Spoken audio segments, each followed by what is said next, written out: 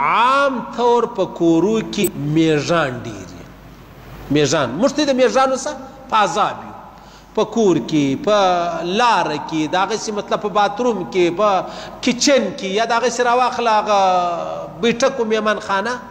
اوس دغه میژان سړی وژلی سي که نه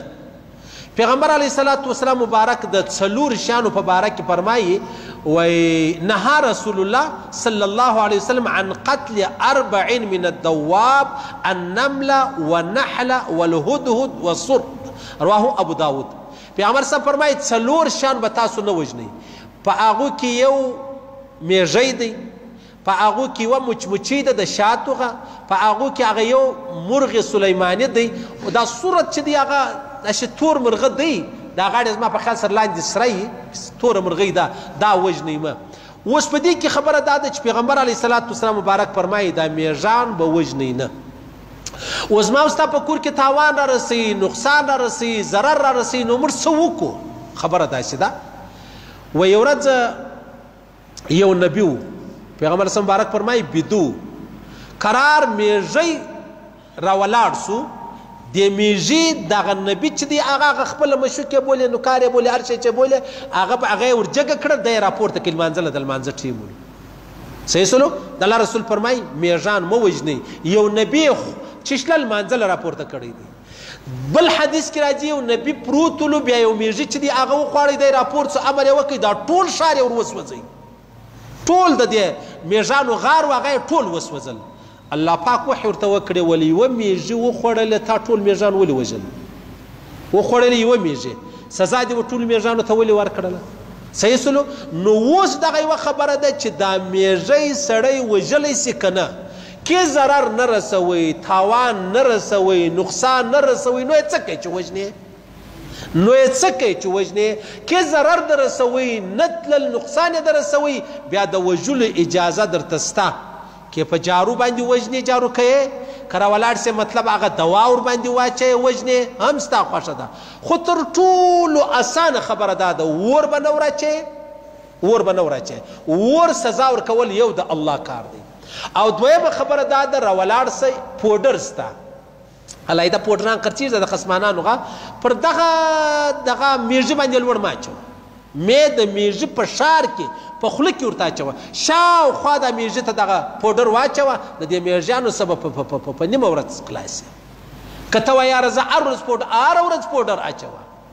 هره ورځ پوډر اچوه بل نه کم دا میږان نه ختمېږي که دا پوډر کمزوری دی بیا نور پوډر راوړه در دې لا قوي راوړه اعلی او زورور راوړه هغه ورته واچوه شاوخوا یې ورته واچوه زموږ خلک خو د میږانو څه دی بیریږي زه کله کله ملګرو ته وایم دا پښتانه د میږانو څه دی بیریږي که د پوجانو څه چې بیریږي دا د دې علاحده یو فطرت دی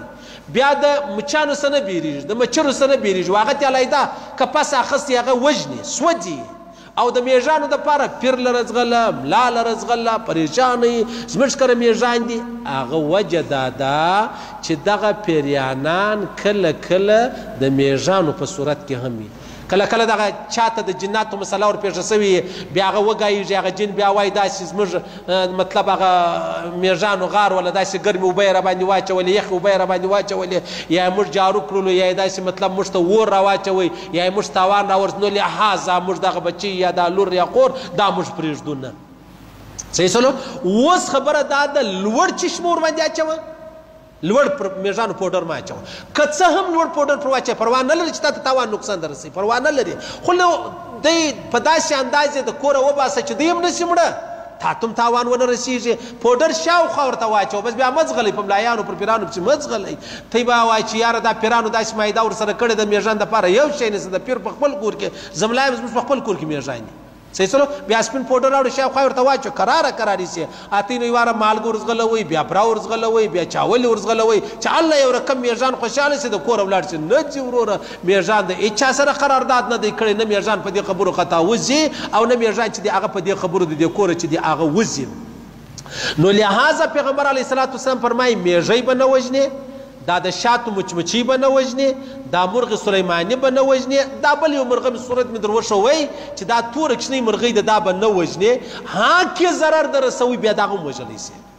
کې ضرر رسوي لکه میږان چې وژلی سي دغه هم وژلی سي پروا چې د هغه نه لري خو اور به نه وراچوې میږانو ته به اور نه وراچوې اور سزا ورکول دا د یو رب کار دی د یوه الله کار دی دا سزا الله ورکولی شي ما او تا ته اختیار نشته